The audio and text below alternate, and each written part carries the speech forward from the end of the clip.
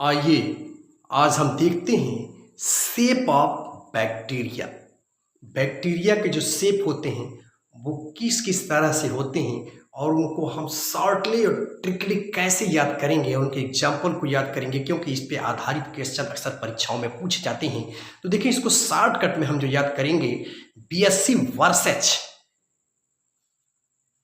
Pipe heater, BSc versus pipe heater की बात हम करेंगे।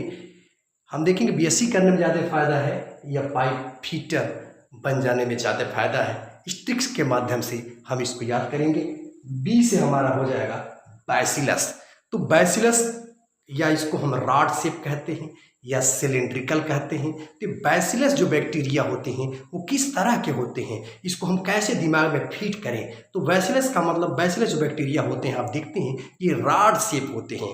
अब ये हमारे दिमाग में या सिलिंड्रिकल होते हैं, या आप यूं देखोगे कि ये इलांगेटेड इनकी सेल होती है, तो ये बैसिलस बैक्टीरिया कहलाते हैं। ये मोटाइल भी हो सकते हैं और नॉन मोटाइल भी हो सकते हैं। अब ये बैसिलस जो बैक्टीरिया हैं इनको हम दिमाग में कैसे बैठाएं कि ये रॉड शेप होते हैं। देखिए, बैसिलस को हम कैसे बैठाएंगे दिमाग में।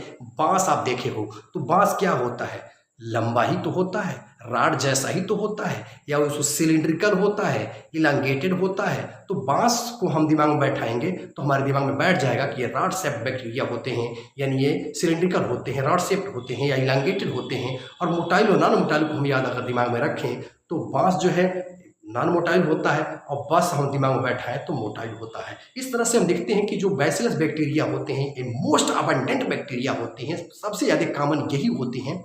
और इसमें जो है रॉड शेप या सिलिंड्रिकल या इलांगेटेड सेल होती हैं। अभी बैसिलस बैक्टीरिया जो है कितने तरह के होते हैं, आइए इसको शॉर्ट ट्रिक के माध्यम से हम याद करते हैं। देखिए, एक ट्रिक हम लिखते हैं, ट्रिक मोनो डीएसपी, डीएसपी हो गया, मोनो डीएसपी हो गया। इस बात से हम बैसिलस बैक्टीरिया को बड़े आसानी से याद कर पाएंगे।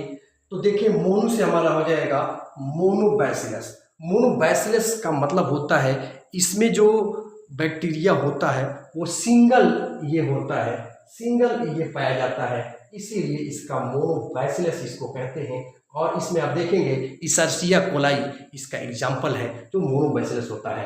डी से हमारा हो जाएगा डिप्लोबैसिलस या डिप्लोबैसिलस ही होता है। इसमें आप देखेंगे कि दो जो है इलांगेटेड या सिलिंड्रिकल या रॉड शेप सेल आपस में जुड़ जाते हैं, इसको डिप्लोबैसिलस कहते हैं। और तीसरा हमारा है स्ट्रेप्टोबैसिलस। स्ट्रेप्टोबैसिलस का मतलब ही होता है चेन बन जाती है, चेन, चेन से। इसमें क्या होता है, ये बैसिलस जो बैक्टीरिया होते हैं ये चेन जैसे, देखिए यहाँ चेन जैसा बना लेते हैं, तो इसलिए इसको हम स्ट्रेप्टोबैसिलस कहते हैं। जैसे बैसिलस ट्यूबरकुलोसिस में आप देखोगे तो ये चेन जैसी शेप बनती है।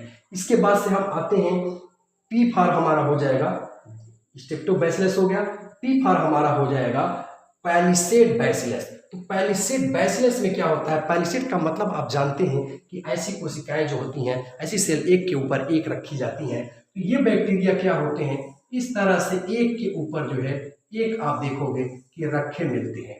तो इसीलिए मतलब यूं कहें कि stock stock of rod cell.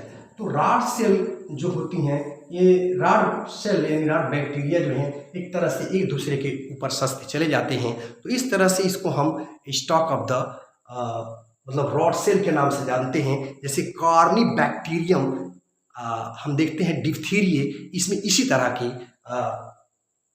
Bacteria पाए जाते हैं। अब आइए देखते हैं बीएससी में हमने देखा कि बीएससी वर्सेज पीएफ। तो इसमें हमने बी के बारे में देखा, बैसिलस बैक्टीरिया के बारे में देखा। अब आगे हम देखते हैं यस फॉर हमारा हो जाएगा स्पाइरुलम, स्पाइरुलम बैक्टीरिया। यस से इसको दिमाग में बैठाएंगे सांप, सांप, सांप जैसा। तो सांप क्या होता है, कुंडली मारता है, यानी सांप जैसी इसकी आकृति होती है। तो स्पाइरुलम जो बैक्टीरिया होते हैं आप देखोगे कि इनका आकार जो है इस तरह से सांप जैसा दिखाई देता है। तो इस और इसके ये छोर पे जो है फ्लैजिला पाए जा सकते हैं। तो ये सांप जैसे दिखाई देते हैं, इसीलिए इनको हम स्पाइरुलम फॉर्म कहते हैं या हेलिकल फॉर्म भी कहते हैं। एक कार्प और पेंच का जो संबंध होता है उस तरह से, जैसे सांप कुंडली मारता है वैसे ही ये हेलिकल होते हैं, कुंडली मार करके बैठते हैं। यानी इसमें आप देखोगे कि more than one term of जो है हेलिक्स पाया जाता है। तो इस प्रकार के बैक्टीरिया जो सांप जैसे दिखाई देते हैं, स्पाइरल होते हैं, कुंडलित होते हैं, उनको हम स्पाइरुलम बैक्टीरिया कहते हैं। जैसे आप देखोगे कि स्पाइरुलम माइनस, ये एग्जाम्पल है इसका। आइए आगे बढ़ते हैं। सी फॉर हमारा हो गया कोकस या स्फेरिकल। तो इसको हम कैसे याद करेंगे? स्फेरिकल मतलब गोलाकार होता है। कोकस बैक्टीरिया को कैसे हम याद करेंगे? कोकस को हम दिमाग में बैठाएंगे कोकोनट से। आप जानते हो कोकोनट जो है, कोकोनट का शेप जो है गोल के या गोल ही होता है।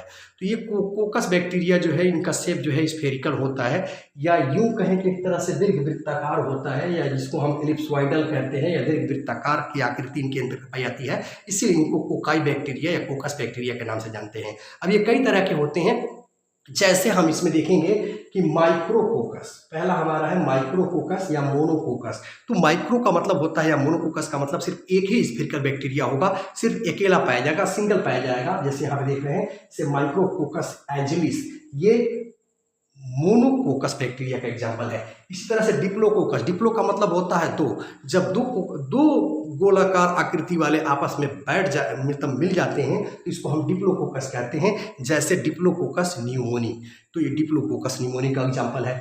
इसी तरह से यस फॉर हमारा हो जाएगा स्टेफाइलोकोकस। स्टेफाइलोकोकस में क्या होता है, जिस तरह से अंगूर के गुच्छे आपस में मिल जाते हैं तो उस तरह से यह दिखाई देने लगते हैं। अंगूर के गुच्छों जैसे, देखिए यहाँ पे देखिए अंगूर के गुच्छों के जैसे दिखाई दे रहे हैं। तो इसलिए इसको हम, यानी लाइक बंच ऑफ ग्रेपेस, तो इसलिए इसको हम स्टेफाइलोकोकस के नाम से जानते हैं।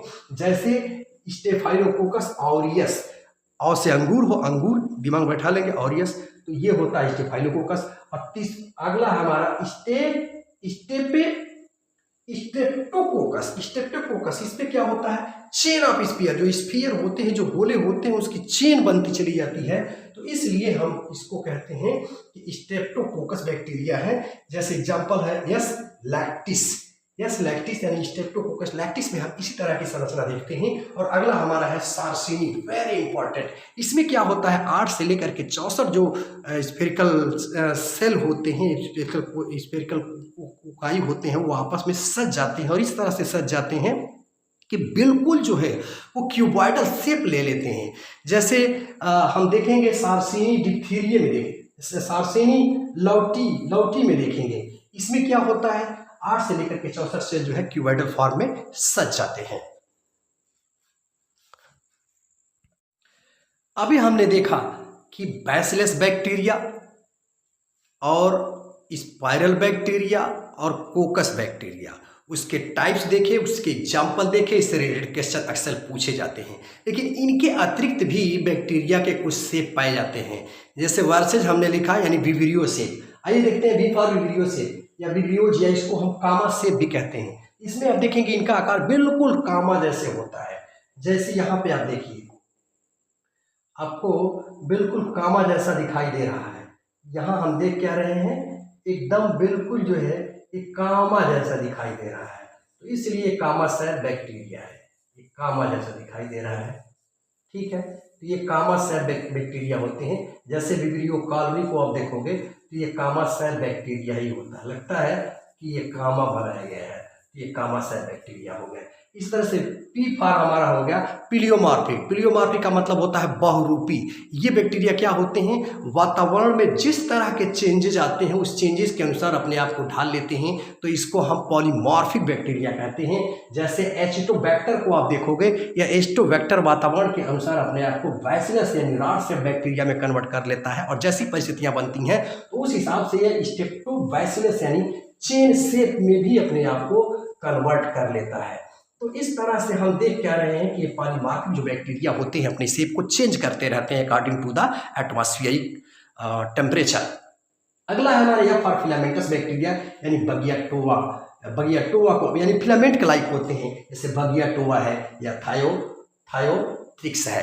तो ये रहा brief description about shape of bacteria.